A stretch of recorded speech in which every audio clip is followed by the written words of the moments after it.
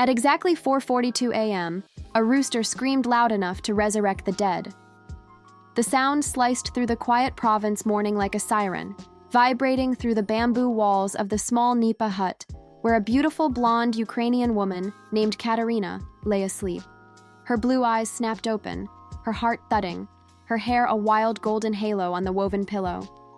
For a few seconds, she didn't even remember where she was. She had fallen asleep to crickets, soft wind, and the rustling of coconut leaves.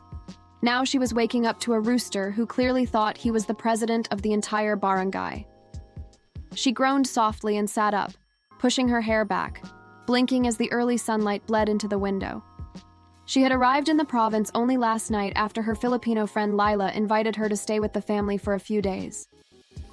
"Experience true Filipino life," Lila said proudly.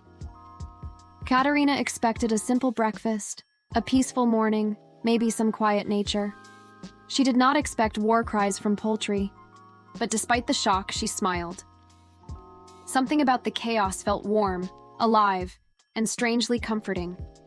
It wasn't like Kyiv, where mornings were gray and silent. Here, everything was loud and breathing and real. When she stepped outside, barefoot, the ground felt cool against her skin. The sky was still pale with the last hints of dawn. Kids were already playing somewhere, laughing as if it was already noon. A tricycle rattled down the street. Smoke from early morning cooking drifted through the air, bringing the unmistakable smell of garlic sizzling in oil, something she had quickly learned Filipinos treat as oxygen. Lila's grandmother saw her. "Ay, gising na si beautiful. Good morning, hija," the elderly woman called out, waving a handful of dish soap bubbles. Katerina didn't understand everything, but she definitely understood beautiful. And she blushed a little, waving back awkwardly. Inside, the small kitchen smelled heavenly. Garlic, onions, soy sauce, and something sweet and savory she couldn't identify. Lila was already cooking, wearing a big smile and a Pambahay shirt with a cartoon banana waving hello. "Good morning, Kat. Did you sleep well?" Katerina hesitated. Rooster. Very loud rooster." Lila laughed so hard she almost dropped the frying pan. "Ah, that's normal here. That's your natural Filipino alarm clock." Katerina wanted to argue that no living creature needed to scream that loudly at 4:42 a.m., but she let it go. She was living like a Filipino today, after all. She wanted the authentic experience. Lila served her a plate of steaming garlic fried rice, longanisa glistening with sweet oil, and a sunny-side-up egg. Kat stared at the colors, orange, white, yellow, and red, and took a bite. Her eyes widened instantly. "This is... wow." "Good wow?" Lila asked, raising an eyebrow. Kat nodded fast. "Very good wow. Like, breakfast supposed to wake you up, but this makes you fall in love." Lila clapped happily. "You sound like a Filipino already." After breakfast, Lila said it was time for the first challenge of the day. "Kapeng barako," she announced dramatically, handing Kat a mug. The smell was strong enough to wake a ghost. Kat took a sip. Her soul left her body for a second. Her eyes watered. "That is not coffee," she whispered. "That is a weapon." "That," Lila said proudly, "is power." They sat outside on a wooden bench, watching the morning sun slowly warm the fields. Every passing neighbor greeted them with, "Good morning po," or "Kumain na ba kayo?" Kat had no idea why Filipinos kept asking if she had eaten, but it felt sweet, like the entire community was her grandmother. Then came the second challenge, the manual water pump, a shiny metal contraption sticking out of the ground that looked like part of a pirate ship. "You're going to take a Filipino-style morning bath," Lila declared, using a tabo and cold water. Kat froze. "Cold?" "Very cold," Lila confirmed cheerfully. Kat walked toward the pump like she was approaching her execution. She grabbed the handle, pushed it down, and water exploded out as if the earth itself was surprised she was up this early. She gasped when the cold water splashed onto her feet, but she continued, step after step using the tabo, scooping water, pouring it over herself while giggling through the cold shock. She felt alive, like the cold wasn't punishment but purification. It was messy, fun, rinsing away the last pieces of her city life and letting the province seep into her bones. After the bath, Lila handed her a towel and said, "Great. Now get ready. We're going to the Palenque." The local wet market was a beautiful mess of sounds. Vendors yelling prices with voices so loud they echoed through the next town. Fish that still looked like they were trying to swim away. Fruits she had never seen. Purple, spiky, glowing like alien plants. When she saw a pig head on a chopping block, she froze in shock. The butcher saw her expression and grinned. "First time?" he asked. She nodded weakly. "Welcome to the Philippines," he said. Lila bought vegetables, fish, bananas, and a massive watermelon that she insisted was just small lang. Kat carried the bags, surprised by how many people smiled at her. "Uy ganda," one vendor said. Kat blushed. She knew ganda. It meant pretty. She liked that word. As they toured the market, Lila introduced her to more Filipino customs. She learned that everyone calls someone older than them eight, or kuya, even if they're strangers. She learned that bargaining is an instinct Filipinos are born with. She learned that whenever a Filipino says last price, it is never really the last price. When they left the market, they rode a jeepney back home. The jeepney was painted with angels, flames, and random basketball players. The wind slapped her face as it sped through the province road, and she couldn't stop smiling. She was sitting among strangers, squeezed between a grandmother with a basket of chickens and a teenager who kept glancing at her like she was a celebrity. When she paid her fare, she tried the Filipino style, passing the coins through other passengers. "Bayad po," she said shyly. The entire jeepney froze for a second before bursting into soft chuckles. Her accent was thick but adorable. People nodded kindly, like they were proud she tried. Back at the house, it was cooking time. Lila taught her how to saute garlic until it turned brown, how to mix soy sauce and calamansi, and how to taste test like a real tita, eyes closed, head tilted, one slow nod. She helped cook sinigang. The sour smell hit her nose and she looked confused. "Soup? But angry?" "It's supposed to be maasim," Lila said. She tasted it and made a dramatic gasp. "Oh, sour, but good sour." They ate lunch with the family, on banana leaves.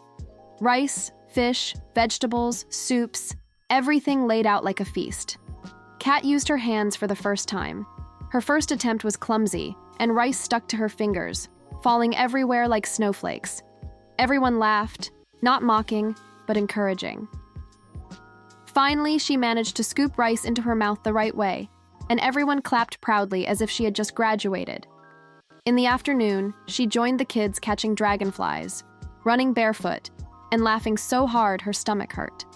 She fed goats. She climbed a mango tree halfway before panicking and climbing back down. She played sungka with Lila's cousins and lost terribly every round. She learned that Filipino kids are competitive in ways she had never imagined. Later that evening, she followed the family to the sari-sari store. Lila bought soft drinks in plastic bags with straw poking out. Kat tried it and blinked. "Drink? Inside a bag?" "Very Filipino," Lila said. She loved it. After sunset, the entire barangay seemed to glow. Kids played outside, neighbors chatted from one house to another, and someone started singing karaoke. The notes were questionable, the passion undeniable. Lila's uncle handed Kat the microphone. She shook her head, waving her hands in panic. "No, no singing," but the uncle insisted. "No choice. You are in the Philippines." She laughed, shy but excited. She picked a song she knew, Dancing Queen. When she sang, everyone cheered. She wasn't a professional, but she had heart. And in the Philippines, that's what mattered. Before she knew it, she was laughing with people she had met only hours ago, singing, dancing, learning Filipino jokes she didn't fully understand but still found funny. As the night deepened, she sat quietly on the bamboo bench outside the house, staring at the stars. The wind brushed against her skin, carrying faint traces of laughter and the warmth of family life. She felt something she didn't expect: belonging. For one day, she lived like a Filipino, and she felt more alive, more accepted, and more human than she had in years. And tomorrow, she wasn't done yet. The next day promised even more chaos, more love, more food, and more stories that would change her forever. This was just the beginning. Katerina woke up on her second morning in the province with a feeling she hadn't felt in years. Eagerness. The rooster screamed again just before sunrise, this time even louder, as if he had discovered a new level of vocal power. But she didn't panic. Instead, she burst out laughing. The sound didn't shock her anymore. It felt like a signature of the morning, like someone banging a gong to welcome the sun. She stretched her arms, brushed her blonde hair away from her face, and stepped outside the nipa hut. The air was crisp, filled with the smell of dew on the grass and the faint aroma of someone in the distance starting to cook breakfast. Kat breathed in deeply, the scent of garlic, again, already making her stomach wake up before her brain did. Kids were already in the yard. How these children had the energy of 1,000 suns at 5 a.m., she would never understand. They were laughing, chasing each other, running barefoot like it was the most natural thing in the world. "Good morning, Kat," the youngest girl Lyra yelled, waving enthusiastically. Kat waved back, smiling brightly. "Good morning," she called, in her heavy Ukrainian accent that made all the kids giggle because every Tagalog word she attempted sounded like it came out of a Disney princess. Lila came out of the kitchen carrying a bowl of pandesal fresh from the neighborhood bakery. "Breakfast is simple today," she said. "Just pandesal, coffee, and cheese." Kat bit into a warm pandesal and almost melted on the spot. Why is bread like this not everywhere?" she asked dramatically. "This is dangerous. I can eat 20. "That's normal," Lila said proudly. "That's Filipino metabolism. It doesn't make sense, but we survive." They ate while sitting on the bamboo bench outside, watching tricycles pass by and listening to neighbors greet each other. Every person walking past said, "Kumain na?" or "Good morning, Po." And each time Kat's heart warmed. Ukrainians were friendly, but this was different. This was communal. This was family, even if people barely knew you. After breakfast, Lila announced the new activity for the day. "You lived like a Filipino yesterday. Today," she said, pointing dramatically at Kat, "you will work like a Filipino." Kat blinked. "Work?" "Yes, a real Filipino day means chores." Chores. The word was innocent, but the way Lila said it sounded like a survival challenge. First came the laundry. Kat expected a washing machine. Instead, she found a giant blue basin filled with water, a bar of soap, and several clothes she recognized from yesterday. "You want me to wash these by hand?" Kat asked. "Yes," Lila said cheerfully. "This is how we do it here." Kat knelt beside the basin and started scrubbing. At first, she splashed water everywhere. Soap bubbles covered her arms. She scrunched her face in concentration while Lila's grandmother silently judged her from the doorway.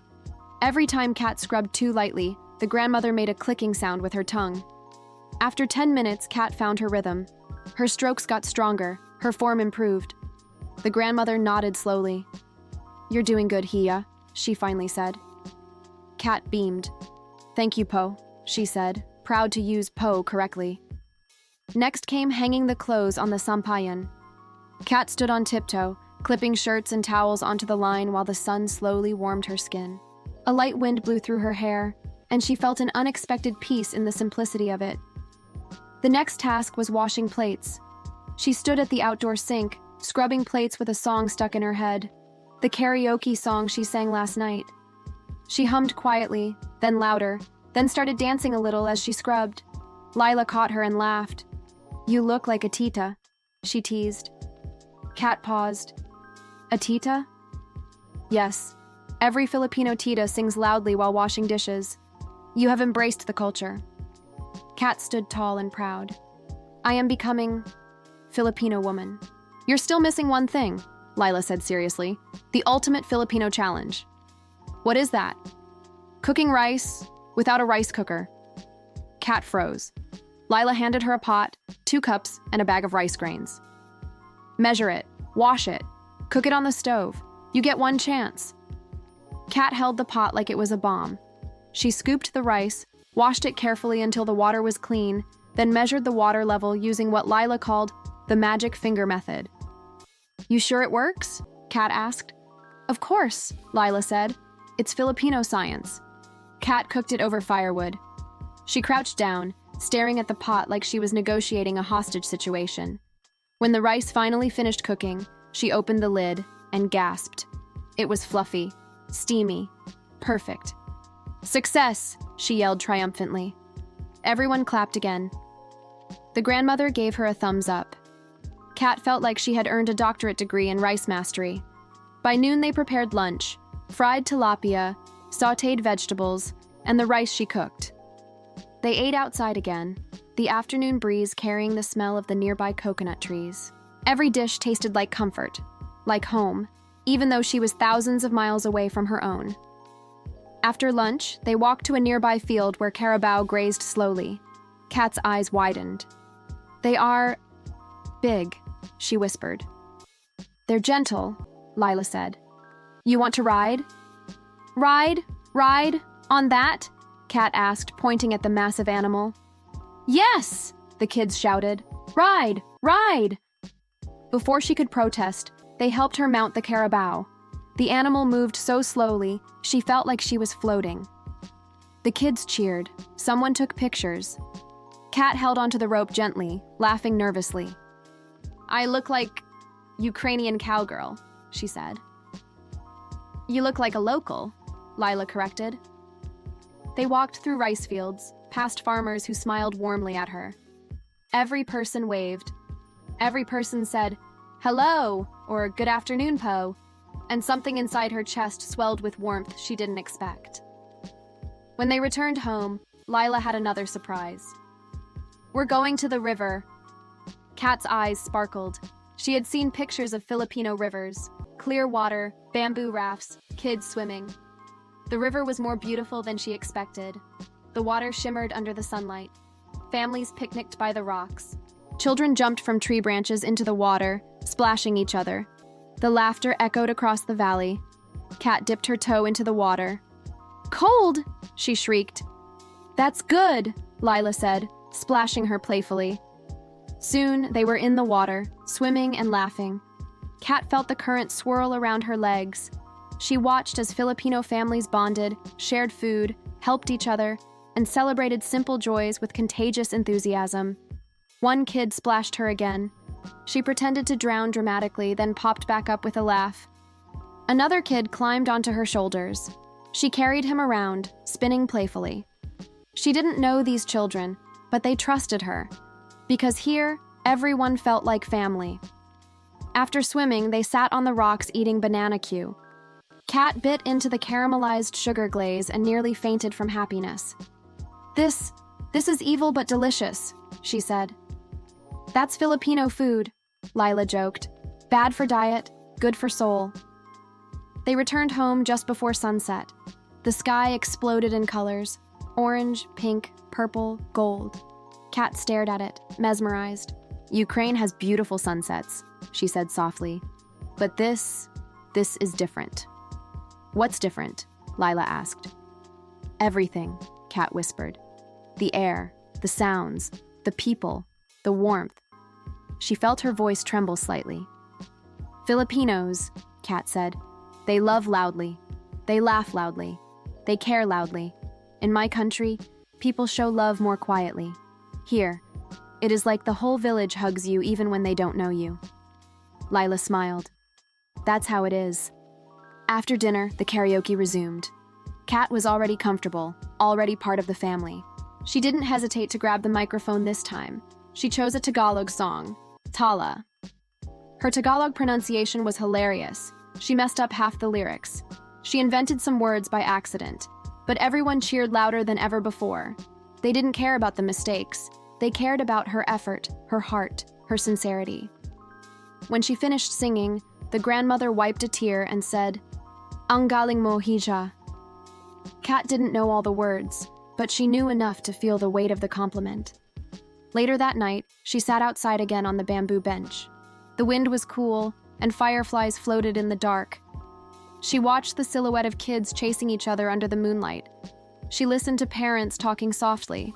She heard laughter, distant singing, and the hum of life continuing peacefully.